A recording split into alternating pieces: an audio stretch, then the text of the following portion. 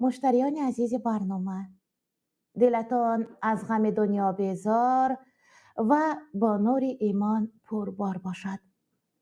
وجودتان از شادی سرشار، گوشهایتان از شنیدن ناحق در کنار باشد. زبانتان گوینده کلام شهدبار، اطرافتان پر از دوستان وفادار باشد. خاندانتان گرم و پرنور و چشم دشمنان ناتوان بینتان کور باشد. امروز و همه روز عمرتان از روزهای گذشته دیده باز هم آگنده نور و سرور باشد و پر از حلاوت و حضور باشد.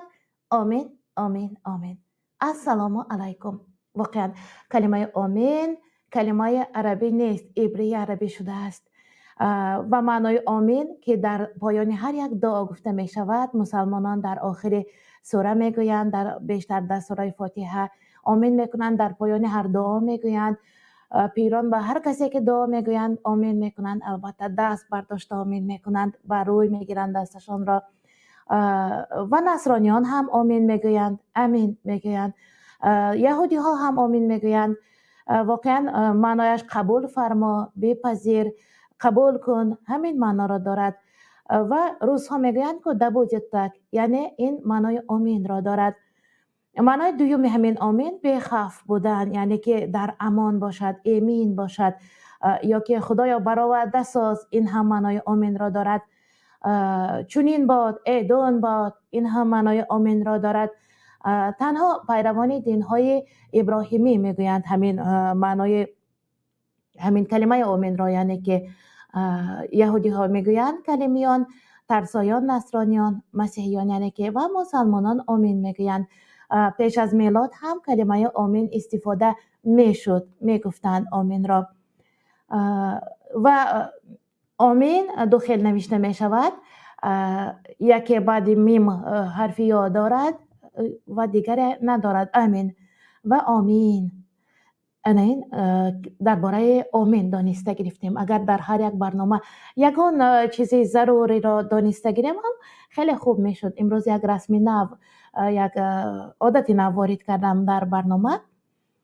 خب این هفته پر از رویدادها بودند، پر از واقعه های بودند که همگی حکمت داشتند. یک روزی گذشته بود، یک مرد بود که دایم در تمسخر بود، بزرگان را مسخره میکرد، بزرگترین انسان دنیا را مسخره کرده بود و همه شما درباره او الکه شنیدید. این یک لارس ویلکس نام یک مرد بود، در تمام شبکه های اطلاعاتی بینید این آدم بود که در یوتیوب کانال اگر نویسید همگان در همه جا درباره به صدمه مرگبار دچار شدنش نوشتند. این آدم تمسخر میکرد، مسخره میکرد، مزاح میکرد و اگر خود بر خود مسخره کند جزایش را میدهند، اما مسخره کرده بود بزرگترین انسان دنیا، پیامبر کرام را، درود بر روان پاکشان، درود بر آل و اصحابشان، حضرت محمد را او مسخره کرد و صورتهای تصویر کرد و بر حیوان تشبیه داد و 22 کشور دنیا نسبتش رسما لعنت خواندند و برای سر او میلیون ها وعده کردند که کشته شود و او دائم با نفران همسفر بود. همراهش همیشه 2 نفر، روزها تلخرانیتل میگن، پاسبان داشت. گویا این پاسبانانش از شر دنیا، از فلاکت هایی که خداوند بر سرش بار میکند ایمن میدارد. اما چنین نشد. شبانگه، شب گذشتن بر پنجم، شب یکشنبه بود که بر صدمه دچار شد و از دنیا گذشت. ماشین او بر ماشین بارکش تمغه گروزویک برخورد و چنان آتش فروزان شد که دوام 1.5 ساعت راه های ماشینگرد را بند کردند و سوختار خاموشکنی ها پای خاموش کردن آتش بودند و پای آموختن که صدمه از چه سبب رخ داد و چه مرگ دهشتبار و چه مرگ سزاواری هم هست. حتی مردن بعضی نفرها یک حکمت بزرگ دارد. این نفره که تمسخر کرد، این نفره که عزیز خدا را مسخره کرد، در همین دنیا الکی نه کمتر از آتش دوزخ بود، در همه دنیا الکی زنده به زنده در گرفت. پاسبانانش هم همراهش در گرفتند. پاسبانی که از پای چی کسب نان میخورد، یک مسخره کننده پیامبر خدا را پاسبانی میکردند. اما چه حکمتی دارد مرگ او؟ میدانید شما گمان میکنید که اینهایی که سر قدرت نشستند، اینهایی که رسام عادی نیستند، کاریکاتوریست عادی، تمسخر کننده عادی نیستند، سر قدرت نشسته راهبر یک کشور میشوند و همواره صاحب دینان را، همواره اهل علوم را، اهل کتاب را، ملایان را، آزاداندیشان را میگیرند و حبس میکنند. مگر اینها بر چنین مرگ سزاوار نمیشوند؟ مگر اینها را خداوند جزا نداده میماند؟ شما خواطر نباشید، یعنی شما آسوده باشید، آرام باشید. در بالا داوری هست که هرگز این گونه بنده هایی که مقابل قانون او قانون میبرارد همین طور نمیگذارد. درس است برای ما، حکمت بزرگ است فوت این گونه کفاره که مسخره میکنند راهبر یک دین را، آورنده یک دین را، فرستاده خدا را که بر ما دین مبین آورده. و البته که نفرانی که مقابل قانونهای فرموده خداوند در کتاب قرآن عظیم و شانش آورده قرار میبرند، میگویند قفا ماندند، پس ماندند، اینها خرافات زدند، گفته صاحب حجابان را، صاحب دینان را گویا از منبر عالی امروز که سخن برایشان واگذاشته شده است طعنه میکنند، تنقید میکنند. اینها به جزا نمیمانند. من ندیدم که در شبکه‌های اجتماعی نسبت مرگ همین کاریکاتوریست، همین نفر تمسخرکار، یگان نفر حرف درست یا جانبداریش را کرده باشد، حرف درست نسبتش گفته باشند، طرفگیری کرده باشند.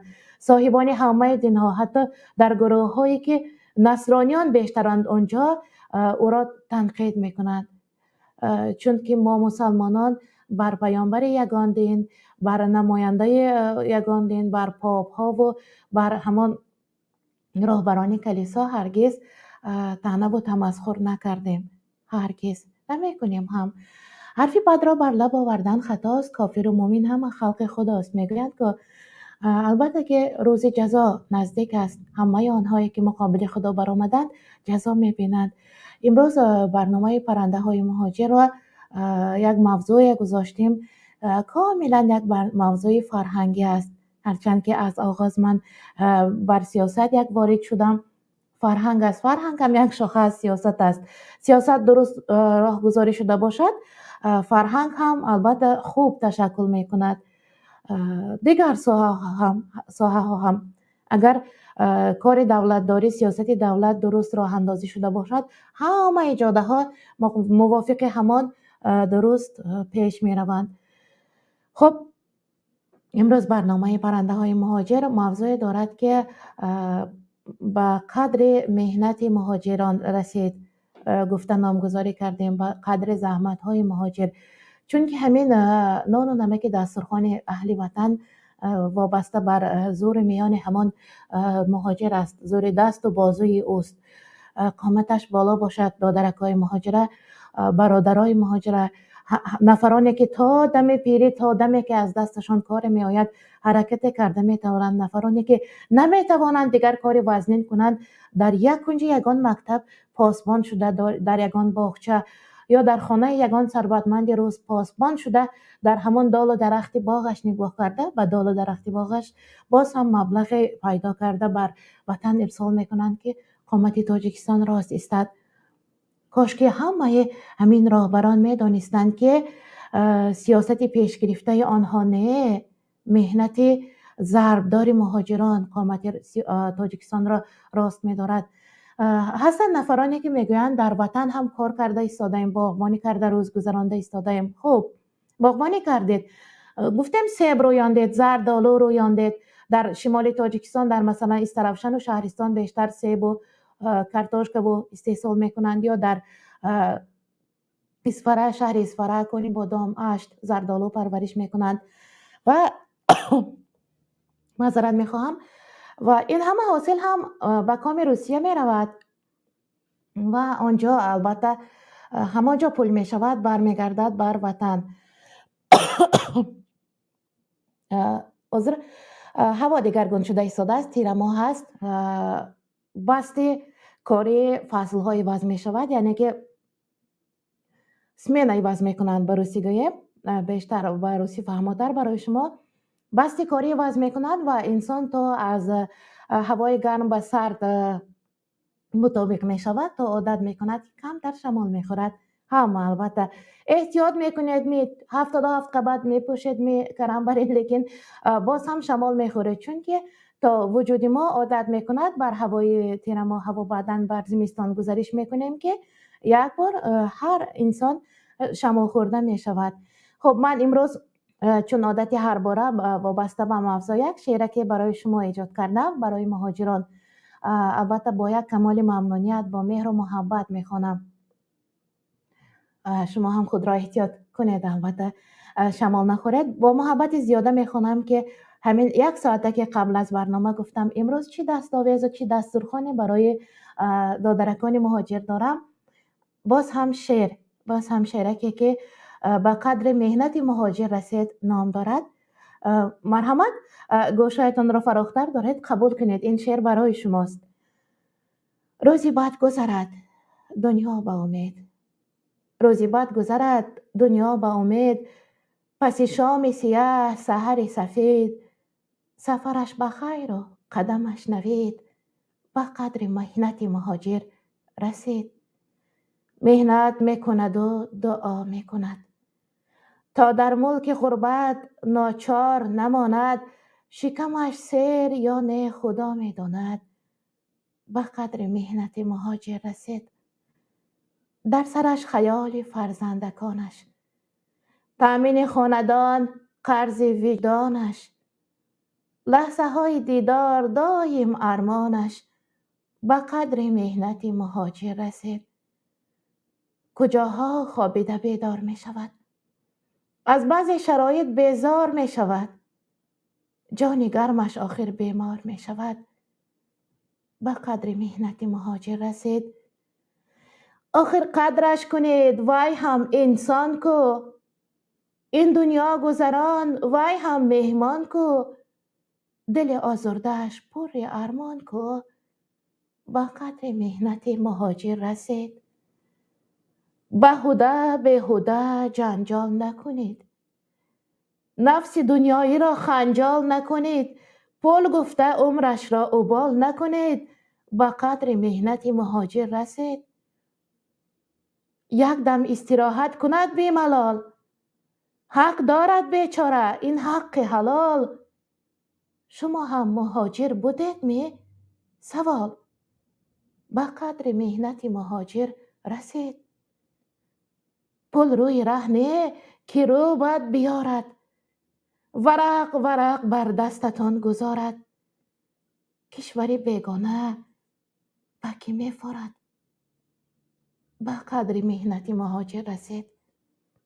همین شعر را شنیده مهاجران کرته گوشت میگیرند.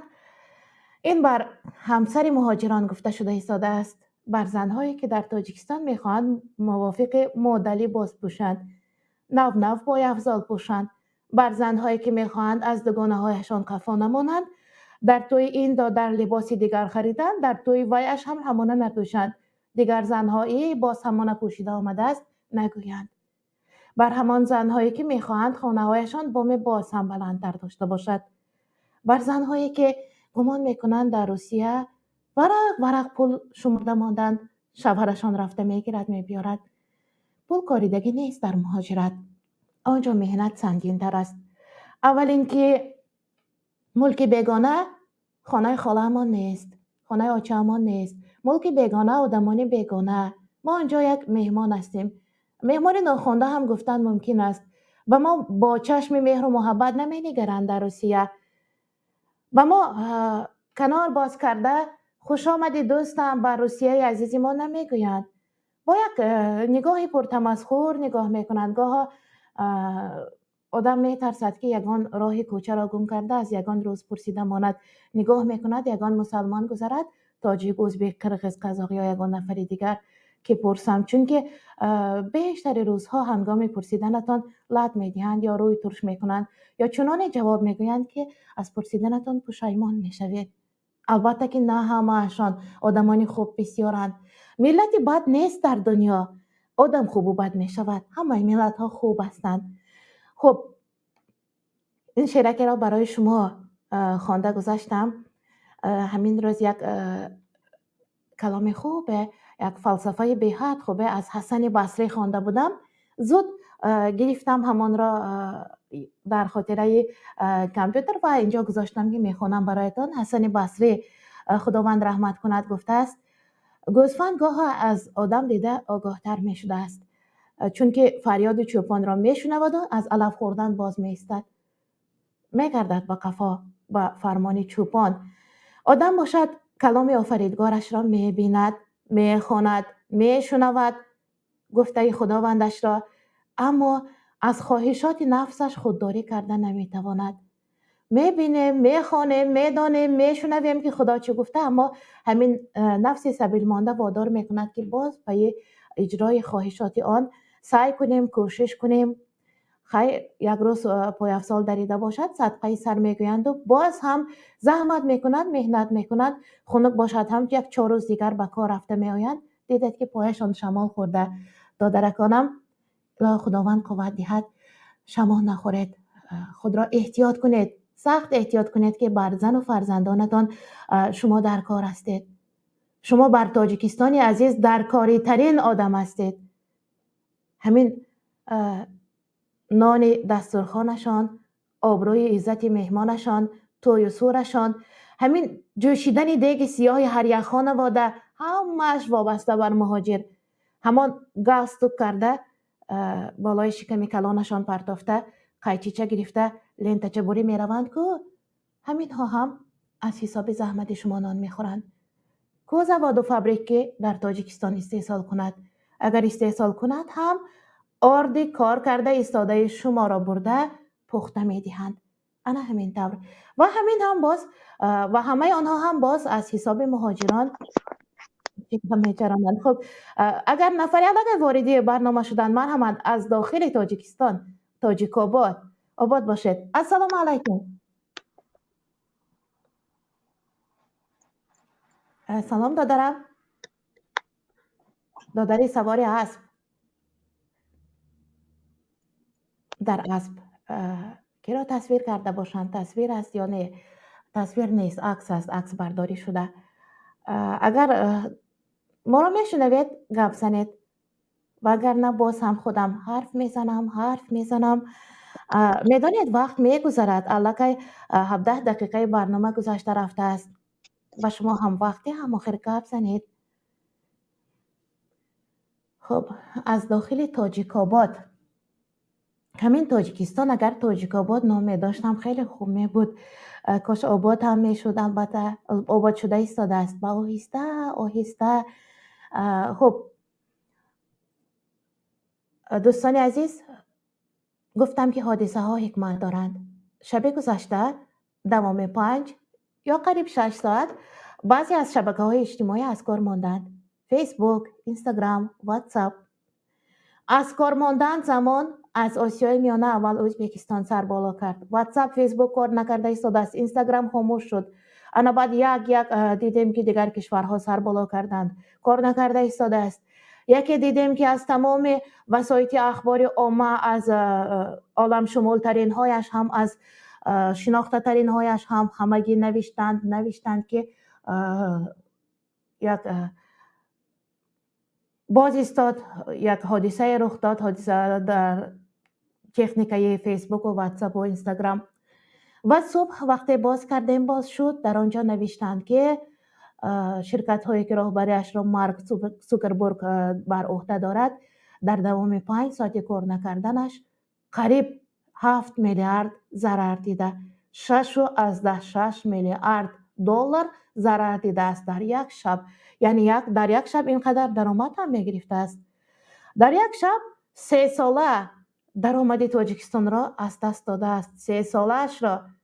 و البته بینید که اقتصاددان ها هم حساب کرده ایستادند کدام شرکت ها فایده گرفتند، بر کدام شرکت ها بیشتر آدمان در آمدند، آنجا قوه بیشتر شد و آنجا هم ضعیفتر شد، چون که بر سرشان بیرون از حدود امکان قبول بار شدند.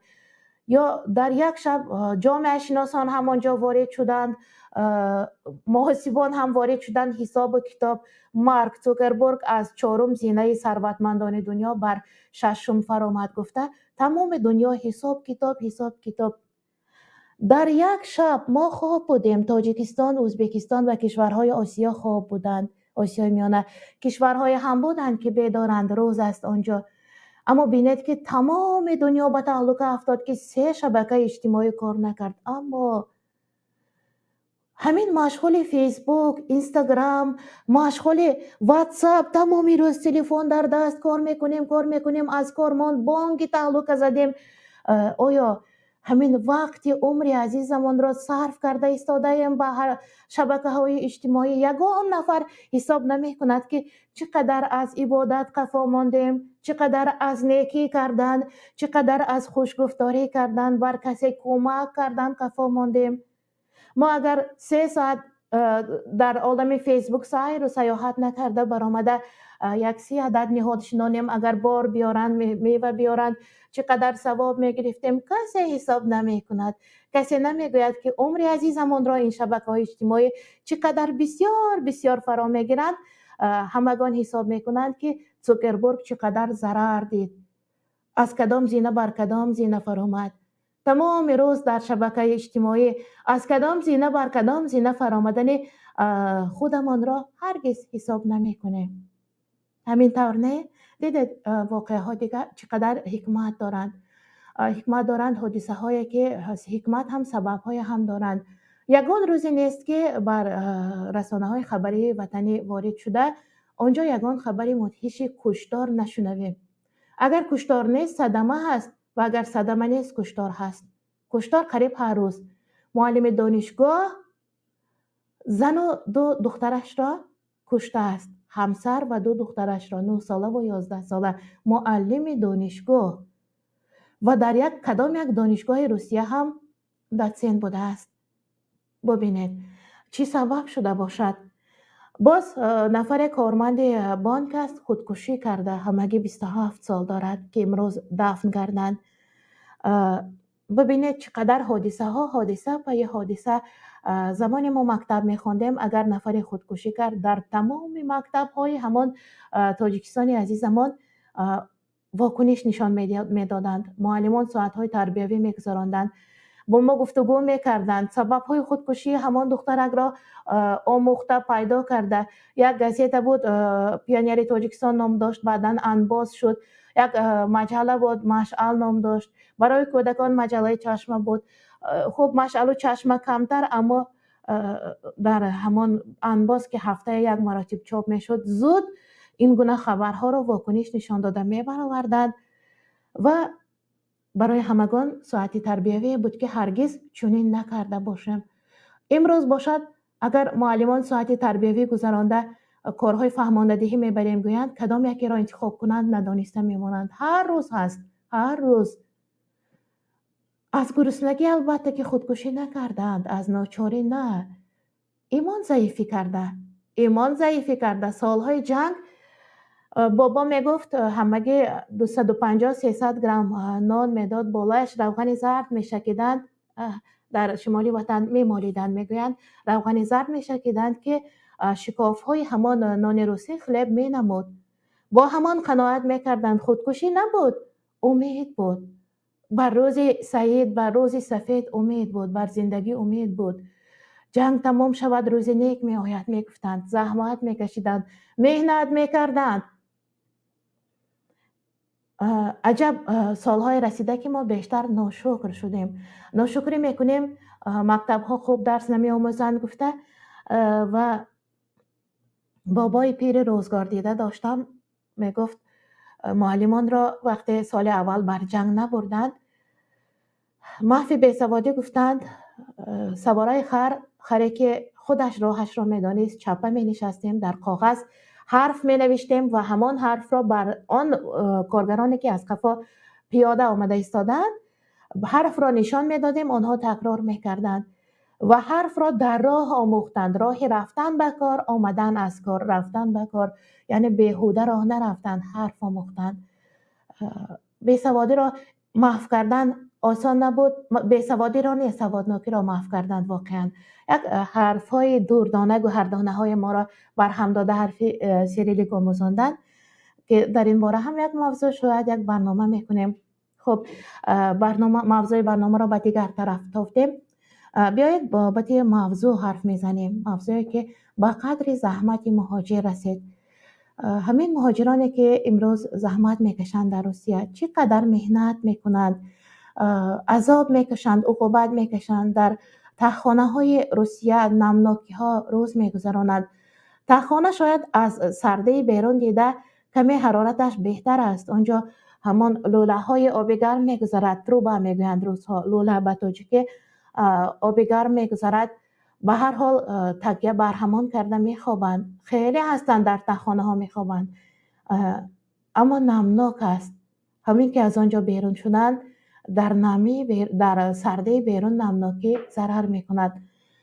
زحمت میکشند یک برای قوت لایموت فرزندکانشان را، پولش را از همانجا دریافتند بر وطن میفرستند.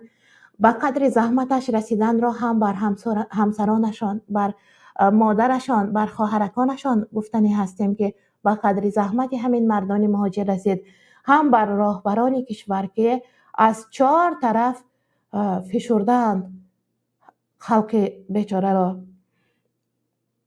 از روسیه مهاجر میفرستد تا در وطن دادرش است یا اپاش است، یگان کارخانه باز کند، یگان صاحبکاری بر عهده گیرد، یگان دکانچه گشاید که او هم بیکار ننشیند، اما او را میفشارند. از 4 طرف میآیند، میگویند خدمات سوختار خاموش کنیم، اداره سوختار خاموش کنیم میآید، دیگر و دیگرها میآید، سانیتری اپیدمیولوژی میآید، انداز میآید و همینطور بیچاره یگان درهمی که یافت یا نیافت برباد فلک میرود، از صاحبکاری دست میکشد. بر آنها هم گفتنی هستیم که به قدر زحمت مهاجر رسید و خودش آنجا پول نیافت، پول را مهاجر فرستاد که آنجا صاحبکاری کند خواهرکش. خب 252 نفر ما را تماشا میکنند، نه خود نفری نیست که فکرش را در این موضوع بیان کند. بر قدر مهنت مهاجران رسیم، مهاجران را قدر کنیم، قیمتشان را بالا گذاریم، اجر گذاری کنیم نسبتشان.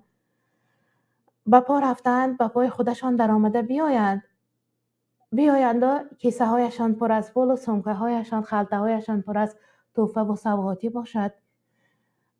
مهمش سلامت باشد. اول سلامت باشد، باقی همه می شود البته. خب پیاف که خون آدمان را تنوع میمکیده است، از خواب آدم خب ساز می شود، از صبح نه پیر و کمپیرها. خب پیاف را زلوک میگویند، در بعضی جاها شلوک میگویند. در طب قدیم هم زلوک نوشتند. یک کرمکی است که خون میمکد، در داخل آبهای فیلتر نشده، تازه نشده هم بسیار است.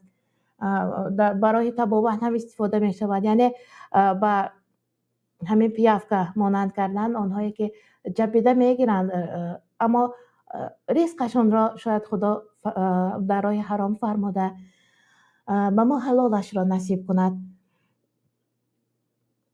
همینجا السلام و علیکم نگفته، اگر وارد برنامه شده حرف میزدید خوبتر بود. وارد برنامه شده که دیگران هم از فکر شما واقف باشند. با قدر مهنت مهاجر رسید. انا من سوال میدهم چی کار کنیم که پول مهاجر، فرستاده مهاجر را چنان ظرفکارانه استفاده بریم که در همان شرایط آرد 300 سامانه و روغن چند صد سامانه و دیگرهای تاجیکستان 1 کیلو انگشت 3 سامان در یک روز، 10 کیلو سوزید 30 چه خیلی در همانجا زنده ماندن و وجود داشتن. اونجا زندگی کردن دشوار، زندگی کردن نه وجود داشتن همگیست. انا فکرتان را در همین باره گوید یا همه فرار کنند بر روسیه. همه واقعا موج مهاجران به روسیه خیلی بزرگتر شده. از اینجاست که پرواز بسیار شده است، شماری پروازها بیشتر می شود، اما همه پروازها با آدم تامین است، همهش تامین است. می آیند طیاره سمالیات پر آمده به روسیه خالی کرده ایستادند، ریسک و روزیشان را همانجا چیده گیرند.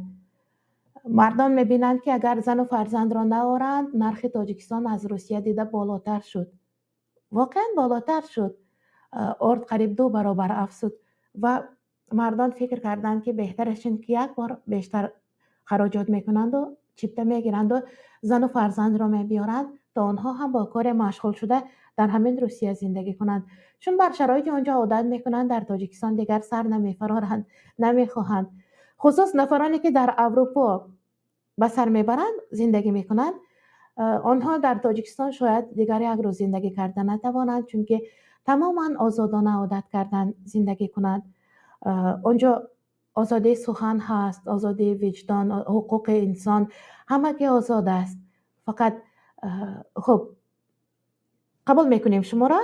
السلام علیکم. و علیکم السلام و رحمت الله. خب دادرم خوش آمدید بر برنامه. سلامت باشین.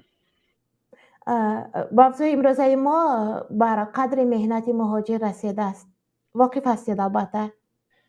بله هم گفتنیم که اگر ما همینجا اگر کار کرده شما منبتن که رویشون کنیم که بعد به قدرشون برسن. اینجا یک مقصد تاجیک خدمان یا مقصد یکم ملت دیگه مقصد وقتی که کیدتت میکنه این روز پگه اینه دیم ما همینجا کار میکنیم یکم چی سوم نیست.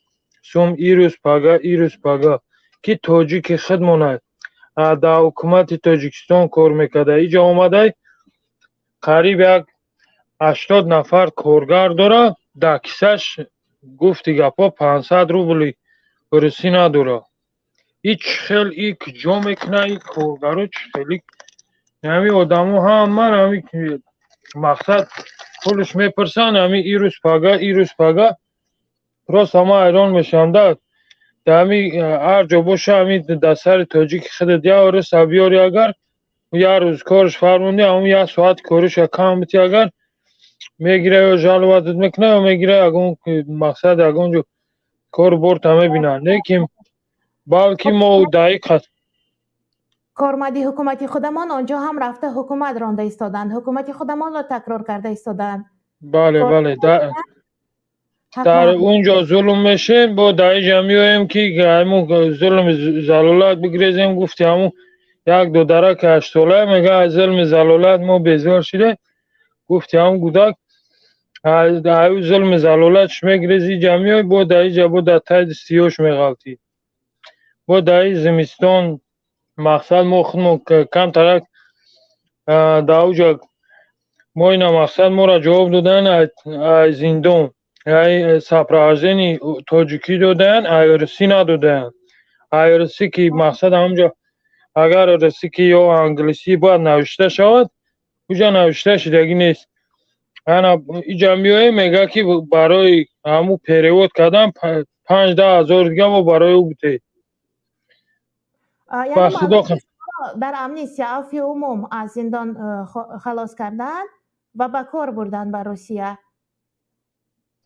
نه ما سال 2017 ما نامشه ما از زندان آزاد شدیم. پراست همه همین را گفتنیم که ما مقصد اونجا گشتم از 3-4 سال دیگه با چی دابدم کلونی پسلین کده ایتاری آزاد میگردی در بیرون. مقصد سومی هر ماه 200 سوم میبریم اسپاری با بغرزی 200 سوم یک هفته یک مدت 2 بار میره. هم 2 بار رفتگی ده با هر یک کماندیر 10 سوم 20 سوم میگیره. هر یک کماندیر برای امضا 3-4 کابینت باید بره. هم 3-4 کابینت ده با 10 سوم 20 سوم نچلنیکش 50 سوم استاف کشه. راست با مقامات های تاجیکستان بله میفهمم. بله همون مقامات های تاجیکستان نمیتیم با اینجا اینا اومدیم همین از سپروجدنی که داده تاجیکی داده روسی نداده مقصد هم پایانک شده مقصد он освободится такой ситуация уже у него срок закончился так надо написать он جواب مونده هم خیلی جواب مونده هم یا داکیمنت اینجا میارمش اینجا در کارمش ها دیگه داکیمنت هم نکردم از اینا داکیمنت دارم مقصد نه چی نه اینجا مجبوریم یا جدا بستیم نه اویلکه نه چیه قور بالای اینجا خانگی ها خانگی هر چون او چند پنسیه برمای ما دیگه پدر من پنسیه میبره یعنی ما در خانواده شمایید؟ نه اولی اول پدر مادرم کار میکنم اینا اوز هر چون پنسیه میبره ما دیگه اینا ما خانواده را باید حکمه بخرانم یک برادر دیگه ما اینجا بود او هم دیپارچید اوجا رفته نمیدونم خدا که شفاش بده جینش زده چیز زده در همین مقصد جین داره در کلش نهم اتاج در زندگی میکنیم دهم اتاج در دهم اتاج میگه هم پایان کدام تر نگاه داره میگیره کرچه را میره و هم بچه ها را میترسونه و چی میکنه و هم خیلی کار بور به خدا قسم در کده ملا را محکم کردن یکم ملای صادق نیسته که مقصد ما گفتم همین هرچی از خود چه وقت همو دیگه جا در پیش کار کردی بیدم مقصد یک 500 یا 700 800 سمشه همو برای یکم جدا هندی بخوننش همو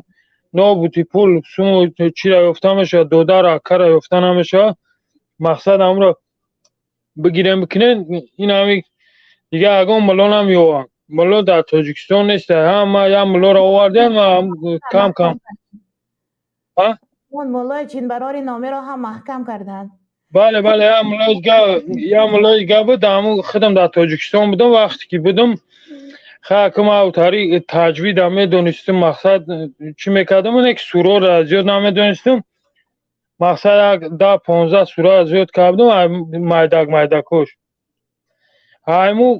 ما میبینم تجوید خوندگیش یگان چی تجوید ندارن همین حادی خونده سهش با بعضی همین جاش میچسبه و هم جینش بیدار شده یک خونده یا زود نمیتونه اوجه هم یه روز خوند میگه خیلی در فکر ما باشین مقصد ما هم زندگی داریم خونه سوز ما گفتم ای برادر مال این بگی نه پول پروز اگر در پول نیست تا هم خیلی کی برادر ما را سوز که ما ایکی را ایکیم کدوم قشلق یافته آوردیم که همین سوز شوه بعد این آواز یکم روز با دویم روز آوردیمش دویم روز هم میگه خیلی من همین سومی هر روز هم بودن که هیچ تحمل که بعدی که میخونی باید از برای الله بخونی با ممکن تر از زیادتر بتن یا نه اپا جون تا هم کاری که همون را ببرور با فکرم از موضوع برآمده رفتیم بله و از تمام نهادها حتی نفرانی که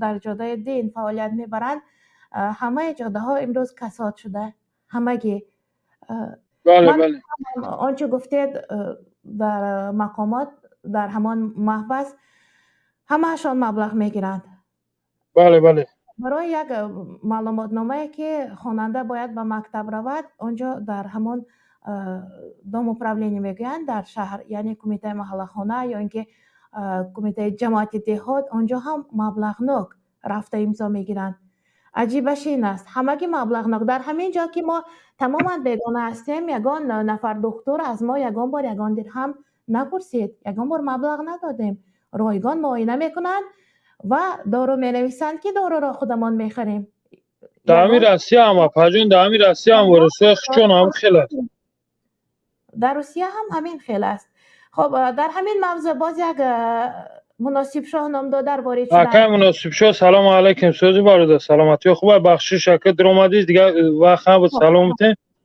سلام علیکم برادر امین الله سلام علیکم اپای سویما انشالله سودن خوبین سلام خود را به هر یک بیننده شما میرسونم بهترین موضوع موندین اپای سویما ولی من در اینجا چی گفتم اپای سویما وقتی که هر چیزی که با منفیت مردم ما گپ میزنیم مردم خیال میکنن که ما از بخیلی یا که از ضرر به مردم گپ میزنیم. وقتی که برادر موحیدی کبیر در موضوع قرقیزستان تاجیکستان که جنگ قرقیزستان و تاجیکستان گپ زد و گفت که این همه نیرنگ های رحمانوف است، همه خیال کرد که از مردم قرقیزستان گپ میزنه و دشمن تاجیکستان، همچون دشمن تاجیکستان موحیدین کبیر گفتم. اما موحیدین کبیر نمیخواد که نه مردم قرقیز در بدر و خاک بسر شوند، نه مردم تاجیک و نه از این طرف کشته شوند نه از اون طرف. برای این یک بازی پلیتیکی رحمانوف با همون توقایف پرزیدنت چون نامش چیه نمیدونم از قرقیزستان یک نمود بود که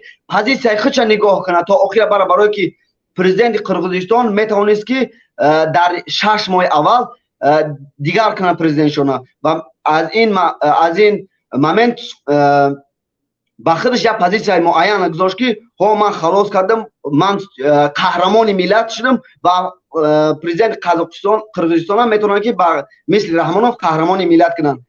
اپای سویما چی گفتن میدم که ببینن که کدام هر یک اپوزیسیون در روسیه میآید در همین موضوع گپ میزنن که با ما مهاجران در کار نیستن یا مهاجران ما در کارن، از تاجیکستان در کارن اما باید ویزا کردن در کار. این درست است، 100% درست است. باید ویزا کنن برای که حقوق مهاجران محافظه شود، هم در خارج کشور هم در درون کشور باید ویزا کرده شود. وقتی که ویزا از طرف روسیه داده می شود 100% قانون هایی که بر ضد شما پلیس ها و این مردمی در روسیه استقامت میکردگی میکنن حفظ میکنن.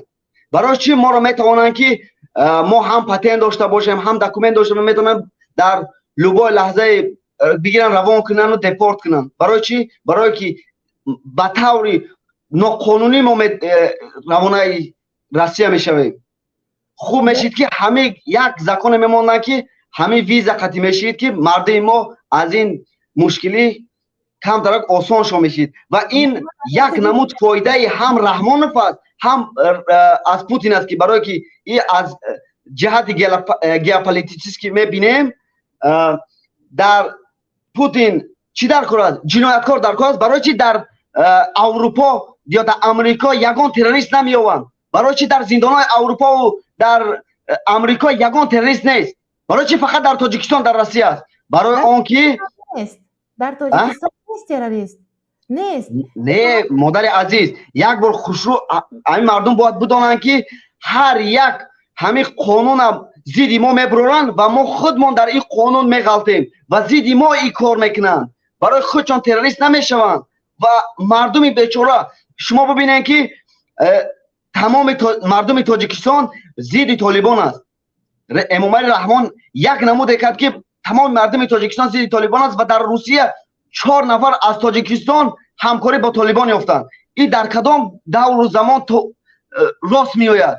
یگان تاجیک بر طالبان رفت آن نداشت و امروز 4 طالبان در روسیه یافتند با طالبان همکاری میکرد. این دروغ 100% است. برای زندانهای روسیه پر از مهاجران تاجیک است. در شهر تور 10,000 تاجیک شیشتگی است. 10,000 مردم یک بارک برین سفرهای تاجیکستان بگه برای چی 10,000 مهاجر تاجیک در زندانهای تور و در زندانهای مسکو و در دیگر زندانها شیشتگی است؟ برای چی یک سال نمیبرن استاتستیکا که چند نفر از مهاجران در روسیه زندانی میشوند، با چی سبب زندانی میشوند و برای چی یاردم نمیکنن؟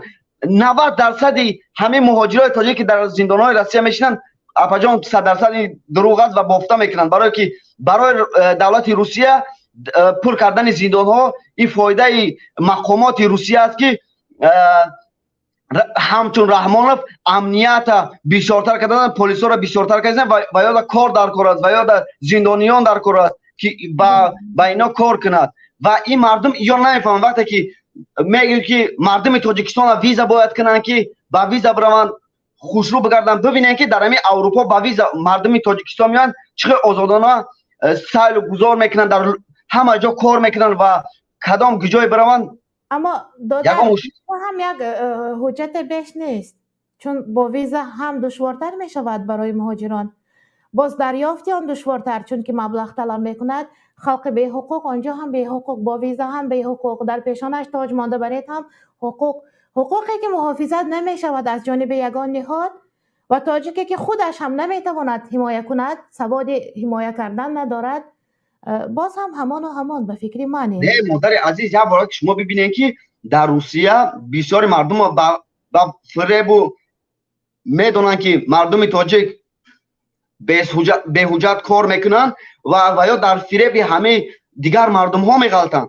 برای چی کار میشه؟ اگر که ویزا داشته باشن و یا میتونن که با پلیس ها مراجعت کنن، برای که وقتی که ویزا را میتیند از تاجیکستان و یا حقوق تیرا نگاه میکنن در کدام دولتی نباشد. برای این شرطنامه همکاری بهتر است، آسانتر است. با همان کاردهنده باید شرطنامه داشته باشند. این دادره که قبلا زنگ زدن گفتن 2 ماه باز معاش نمیگیریم. اگر با کاردهنده شرطنامه می داشتند که هر ماه در سری وقت معاش پرداخت میشد و هر دو طرف امضا میماندن، در همین حالت می توانستند کاردهنده را بر دادگاه کشند، چون که شرطنامه را اجرا نکرده ایستاده است. همین شرطنامه کاری به فکر من کفایه است و شاید گفته شما هم درست باشد. نه بله مادر عزیز، برای که این یک نمود چه بگم شما را که از طرف دیپلماتی را هم خوب میشید که آدمی که تو را به شرطنامه میکنه قضیه تو هر ماه باید را حداقل پول خانه، پول خوراک، تو کارم نکنی باید به تو معاش دید. در اروپا ماهایی میشه که آدما کار نمیکنن و 6 ماه کار است، 6 ماه کار نیست و 6 ماهی که تو کار میکنی مبلغ چند مبلغ نمیگیری و 6 ماهی که تو در خانه استراحت میکنی و مبلغ معین جدا میکنه برای تو از طرف همو شرکت، از طرف همو فیرما که تو تونی پول خانه دادن یا که پول خوردن شود. بسیار مردم همین فکر اندیششان فقط درباره همین است که ما را باید یوراسیوز دارم. آخه یوراسیوز ما در عموما در کار نیست. یوراسیوز اگر که مردم تاجیکستان درباره یوراسیوز فکر میکنن، اگر که یوراسیوز دارم ما 100% ما غلام روسیه میشیم. 100% ما غلام روسیه میشیم. ما در کار نیست دیگه غلامی. ما میخوایم یک دولت صاحب استقلال باشیم. از یگان کس ما دیگه یگان خودمان باید بکنیم. یک ما مشکلی میشود ای مردم و خدا قسم این امامای رحمان برای یک ما، من میگم تو یک ما مشکلی میشود در هر کجای بود. وقتی که ایوازی پرزیدنت ها میشود که ایوازی حکومت میشود، یک ما عذاب میکشیم و اما سالهای بعد ما راحت میبینیم و خدا قسم ما هر چیز داریم، آب داریم، هر گس داریم، کوه پشته داریم که از او کوه پشته هر چیزی که ما میاویم و میتونیم که به این دولت ها دسترس کنیم. برای چی ما نمیتونیم؟ همین دولت های اروپا را بین یگان چی ندارن و اما در سطح عالی زندگی میکنن. برای مردم ها از یگان کس وابستگی ندارن. سنگاپور، زمین سنگاپور یگان خیلی حاصل قریب که نمیدهد. اقلا 10% سبزواتش در کشور خودش نمیروید. اقلا 10%. آب ندارد، از باران آب استحصال میکنند. باران را کار کرده می نوشند مردمش.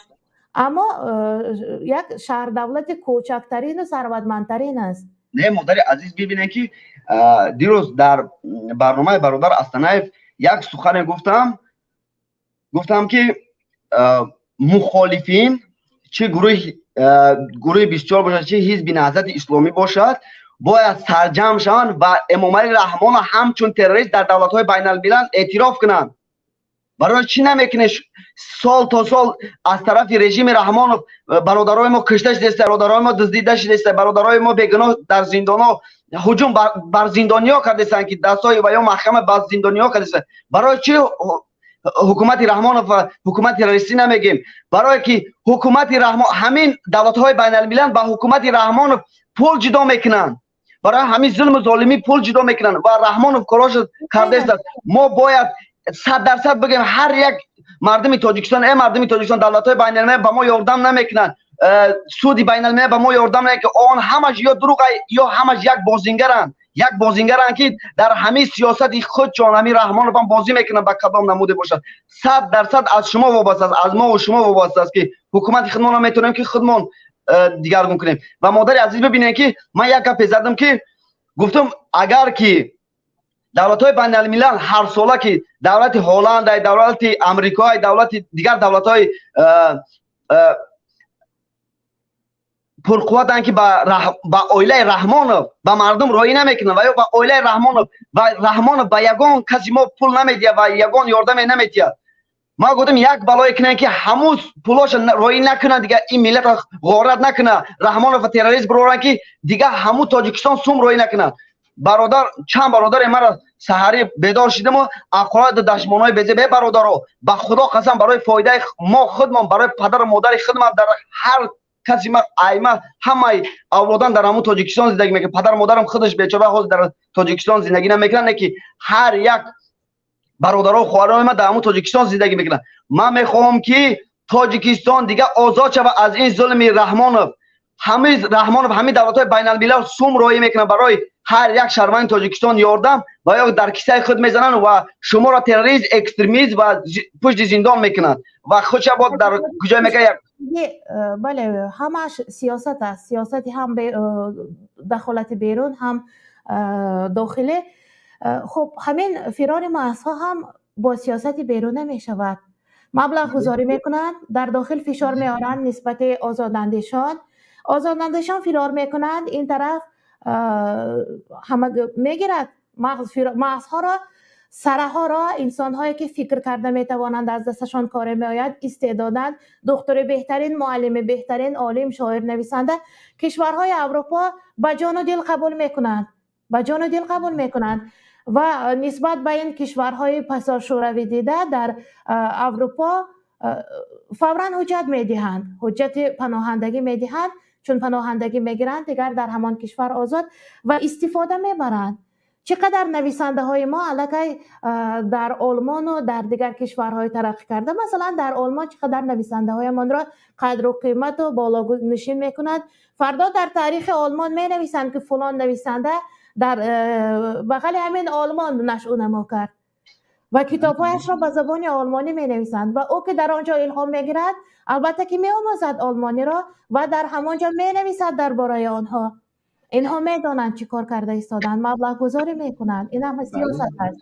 نه مادر عزیز وقتی که بر فایده ملت گپ میزنه که ای ملت شما 100% او سوم شما یگان تد نمیبینین نبیره رحمانov دختر رحمانov پسر رحمانov خسروبچه‌های رحمانov و یزناهای رحمانov جدا میکنن بین خود شما یگان چیز نمیبینین. ما هر یک سخن میگیم ما یکم فکر میکنیم که چی بگم ما درباره چی گپ زنم وقتی این سخنا رو میکنم که رحمانov دیگه غارت نکنه این ملت ما را هم غارت میکنه رحمانov هم زندانی میکنه هم پدر مادر ما را کشته میکنه خود ما را کشته میکنه.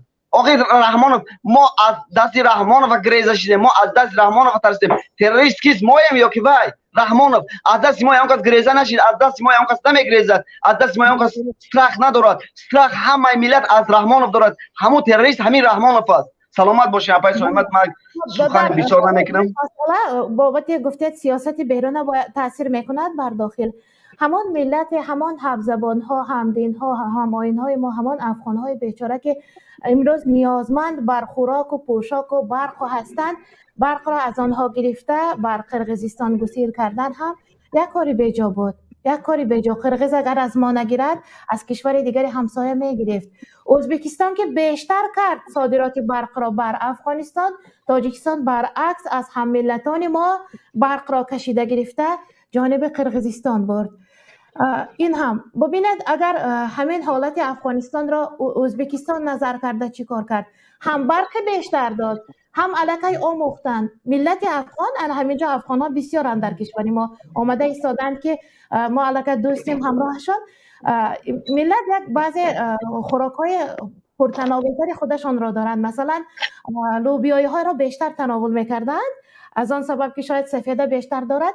ازبکستان در روسیه 1,000,000 گکتار زمین بر اجاره گرفتن است. الکی 300,000 گکتارش را گرفت و آن را بر 1,000,000 گکتار رسانیده در شرایط روسیه موافق لوبیای ها را کاشتن است چون که نمناک است روسیه و همین گونه سایه پرورها را خوب حاصل میگیرند از آنجا از روسیه. یعنی اونجا الکی نخود و لوبیا و جودار و سوله و کشته حاصل گرفتنیان. چقدر یک کاری با عقلانه با خیردانه 1 میلیون گکتار قریب یک دولت زمین یک کشور است، یک دولت است قریب که و اجاره میگیرند، لوبیا میکنند، میگیرند صادرات میکنند برای افغانستان. این ملت که عین حال نیازمند است استفاده بردن، چقدر کمک بشر دوستانه بودن ازبک ها بر نه، افغانستان. تجارت تاجیکستان میتوانست که با واسطه افغانستان به تمام کشورهای ابرقدرت برسه و رحمانов نمیخواهد که این ملت از خواب دیگران خیر زد. این رحمانов نمیخواهد، برای میخواهد که هر کار میکنه همه سومایی که از اروپا از دیگر دولت ها روانش میکنن برای کمک تاجیکستان و رحمانov همون سطح رژیم دیکتاتوری به تمام درجه برده است که 100% میدونه که در دولت بین الملل ایرا میشناسن کی هست، ایرا میدونن که کی خیلی آدم است و رحمانov یک بازی در بین همه مردم تاجیکستان و مردم افغانستان گذاشت که مردم خیزن از طالبا را هر گپی قوی زدن، هر گپی زدن به سین طالبا و طالبا امروز آمده ولادیمیر پوتین به رحمانov چی گفت؟ طالبان را بپز، طالبان را فریاد کرد، گفت و شنید کرد. اگر که مردک باشه ای رحمانov تو خائن ملتی، حقیقتا تو خائن ملتی. رحمانov گوش که مورا تو خائن ملتی. وقتی که تو این ملت رنگ پیچکه کردی، ملت خیز از پشت پنشر گپ زد، از پشت پنشر خیستن گپ زدن. حاضر که تو یک کمک شهردوستانه نکردی، اگر دلت به ملت میسوخت تو خوراکا میوردی، تو دروغ کردی که ما سلاح تا میتیم، تو دروغ کردی شرمنده ما روی میکنیم، تو دروغ کردی که خوراک میتیم، برای چی ندادی؟ مادر عزیز ببینن که یک بازی رحمانov است که در تمام دنیاها این خچ ایشان است کی است. حتی تاجیکان افغانستان هم شناختن این رحمانov یک پلید رزیل شیطان تروریست با نام رحمانov. این رحمانov خودش است، در شیطان در خود تاجیکستان است. این رحمانov خودش است، در یگان جای دیگه نیست.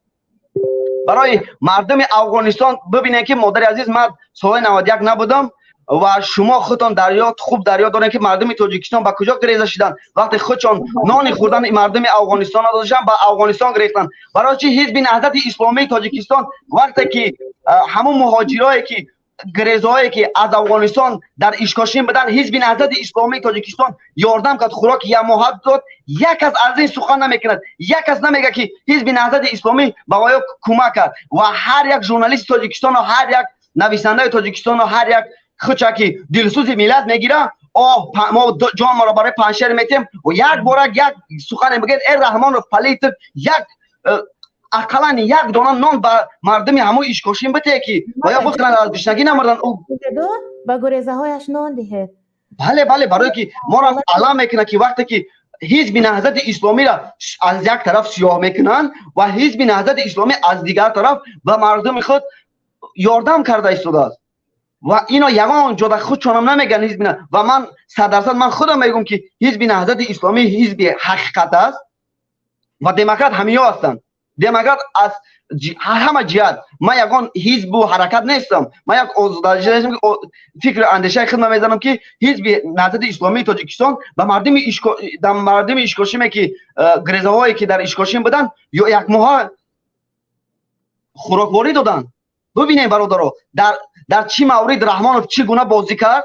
شما از پشت پنشر محافظت کردین و فردا طالبا به تاجیکستان میآیند و رحمانov گفت و شنید میکنه و کار خودش پیش میبره، سیاست خودش پیش میبره. سلامت باشین. پای من بسیار گپ زدم. بسیار بود اما در کار بود.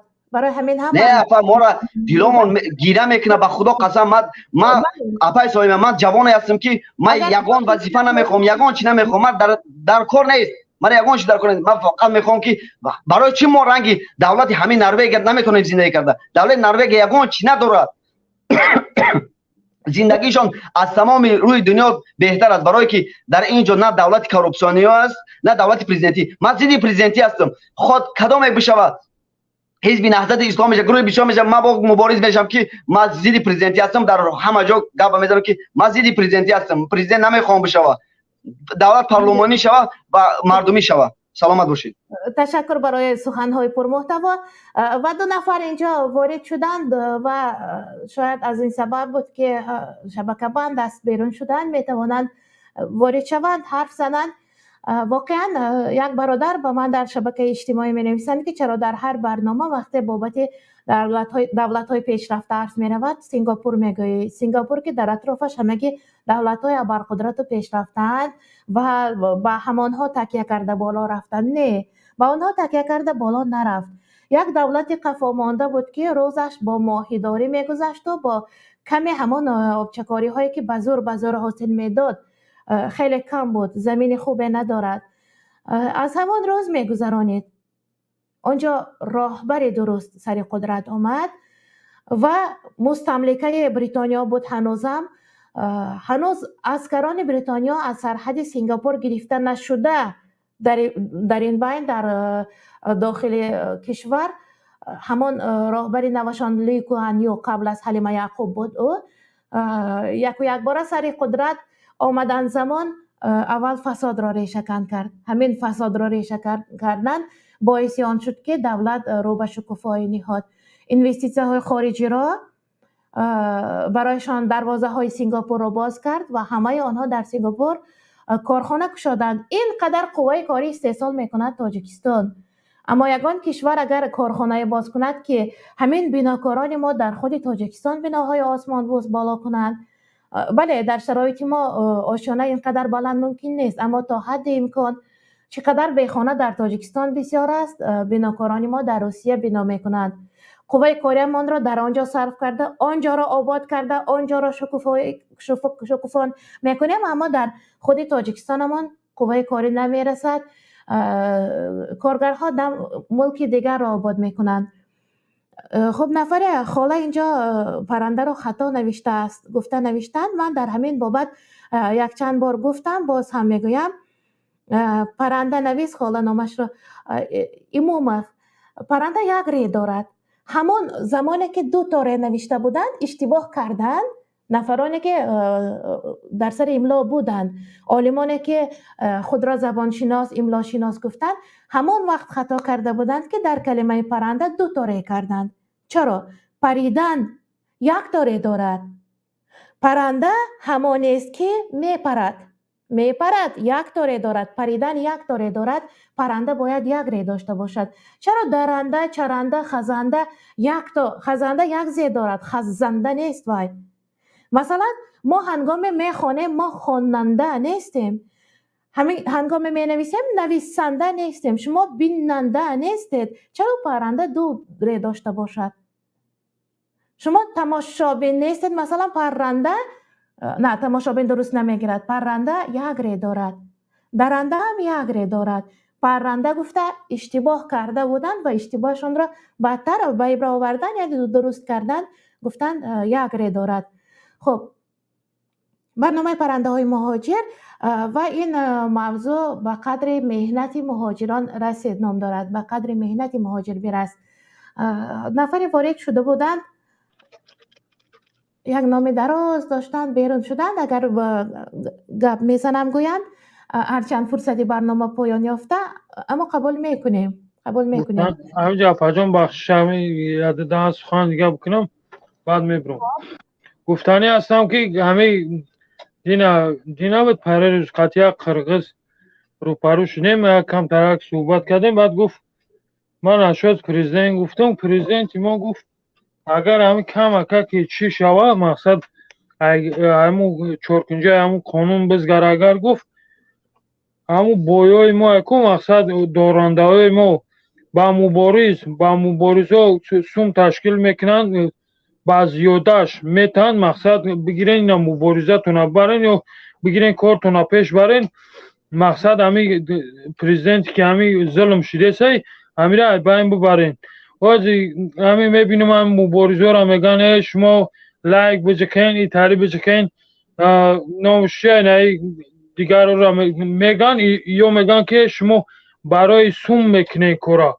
کنش نه برای سوم هم بکنه، اگر پراف میکنه تخت دو زده بگو یا سوم پولو را نتی مجبور موسم اینترنت یا سوم نیم سوم کار کنه. اوجا زندگی داره، خونه و در داره.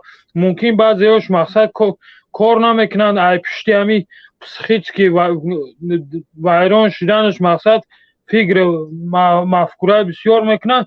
دیگه یگان کار نمیکنه، فقط در فکر چی خیل بگم، یگان گپی راست بکنم. مقصد چی گپی در تاجیکستان شده سه هم گپای راست شبو برارم بگم که مردم نگه که یک تایگش پروتیف من نخیزه که دروغ گفته سه مبارز همیشه راست میگم میترسه که ایجا 10,000 15,000 آدم را گوش میکنه اگر یک گپی دروغ بگه اوجه چند نماینده چند تماشابین شبای میته ایجا همین را گفتنی هستم که برای مبارزان اگر همی داشته باشین شرایط سوم دریغ نداریم برای که مبارزه که برد مبارزه با سوم میشه یک در تاجیکستان میشه که یک آدم هست که در اوجه سوم نداره سومش میتیه چیزش میتیه کار بود میکنه پیشروی میکنه بعد اینجا اینا ازبکستان همی مفکوره پریزیدنت همون چه خیلی هم باشه همون مقصد ازبک میگن این سوسونه ازبک ایمورا ای خیلی و خیلی در زمین مسکو زمین گرفته که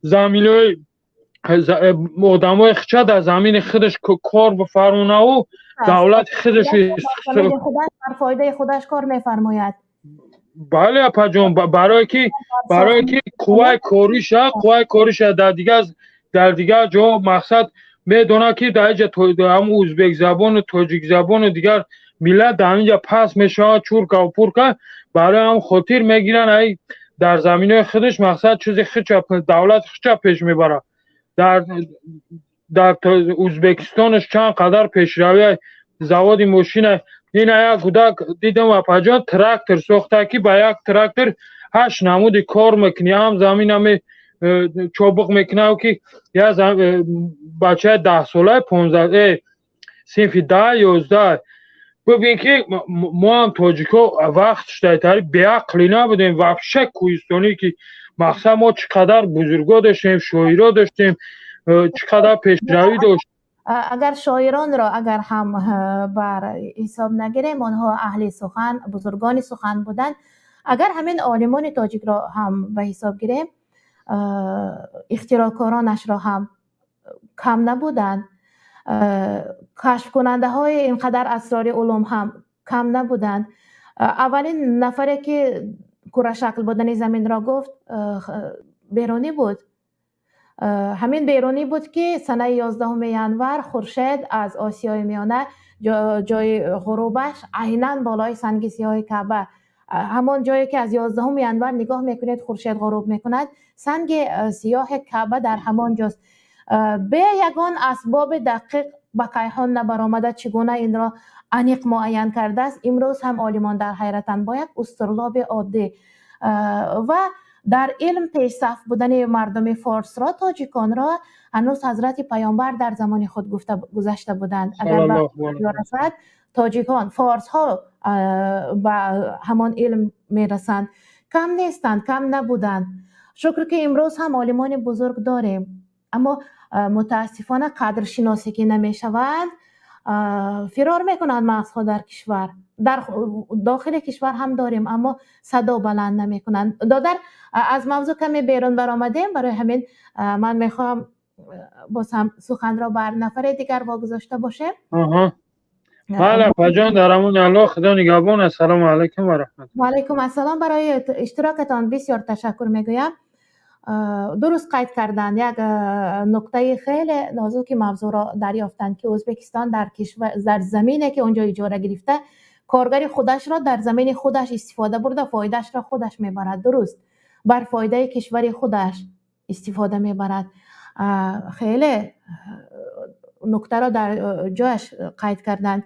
همینجا یک مشتری گرامی مهراب را خواهر هستند یا دادر نمیدونم میگویند این سخنها را بر مهاجر گفته از ضعیفی استفاده نبرید در آغاز برنامه گفتم مهاجر ضعیف نیست مهاجر قامت بالای وطن است مهاجر تامین کننده نان و نمک وطن است مهاجر ضعیف نیست ضعیفی را استفاده نمیبریم اگر بیدار هم میشوند اول مهاجران میشوند همین کشور لهستان به روسی پولشا میگویند لهستان یک زمان حالت تاجیکستان را بر سر داشت حالتی که اینقدر به درجه تاجیکستان نه مردمش بیدارتر بودند حالتی بود که دیکتاتور سری قدرت بود و در گفتارش دیگر چیز در رفتارش دیگر چیز بود فساد ریشه دوانده بود مغزهای ملت فرار کرده بودند بر کشورهای دیگر و همین مهاجر بودند. مغز ملت که بیرون فرار کرد از کشور برآمده، خواه مغز استی، خواه نغز استی، دیگر چیز استی، مهاجر استی بیرون از وطن. همین های بودند که از بیرون استاده تبلیغات بردند، تشویقات بردند، تأثیر کردند، وارد شدند بر کشور و تبدلاتی به وجود آوردند که امروز کشور پیشرفته شده ایستاده است. دوران شوروی را هم لهستان از سر گذرانیده است. نفر در خط علاقه ورود شده قبول میکنیم. مرحمت. باز بیرون شدند. خب بینندگان گرامی قدر برنامه های ما، واقعا نفرانی که از من خیلی خواهش کردند باز هم موضوع را بخشیده باشیم بر یگان جدای دین. مثلا در موضوع گذشته درباره طلاق دادن بهوده و بیهوده از جانب مهاجران طریق پیامک ها، حتی بر قدر زن، بر قدر اهل خانواده نرسیدن ها بود که ما کارشناسی ساحه را دعوت کردیم و برایتون برنامه خیلی خوب هم بود. بسیاری ها در شبکه فیسبوک تشکر گفتند بر من و گفتند که همین گونه برنامه ها زیاد شود. مرحمت. اسدالله شما را قبول میکنیم، بعدا باز من صحبت را ادامه میدهم. سلام علیکم. گوش میکنم؟ بلندگویی که تلفن خود را بلندتر کنید. بلندتر نه عموما گیران کنید.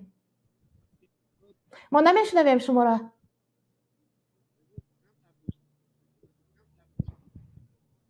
اسدالله دادر نمیشنویم.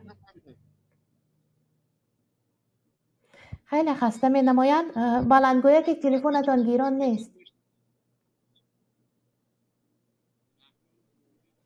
متاسفانه از جانب ما گیران است، از جانب آن کس نیست. ها به هر حال میخواستیم آنچه میگویند دانیم یک واکنش داشته باشیم همراهشان. و با نفری که خواهش کردن بیشتر بر همین سمت دین تکیه کنیم و سوال و جواب باشد، مردم در جدای عقیده هم بیدارتر باشند. در حقیقت در عقیده خیلی ضعف داریم. من در داخل وطن هرچند اینقدر سعی میکردم بیشتر خوانم و آموزم، اما جهت دین خیلی کم سواد بودم. حالا هم کم سواد هستم، آهسته آهسته بیدار شده ایستادم. واقعا درست است این برنامه، این گونه برنامه لازم است، اما همین با همین زایل برنامه را در رادیوی پیام داریم. در شبکه یوتیوب هم برنامه آستانه هست و ترازوی عمل هست، به چهره برآمد میکنند. خودی همین کارشناسی که در برنامه اشتراک کردند، مسلمه احمدی، و این برنامه هر هفته یک مراتبگی صدا میدهد. میتوانید به آن برنامه پیوست شوید و سوالهای خود را نویسید.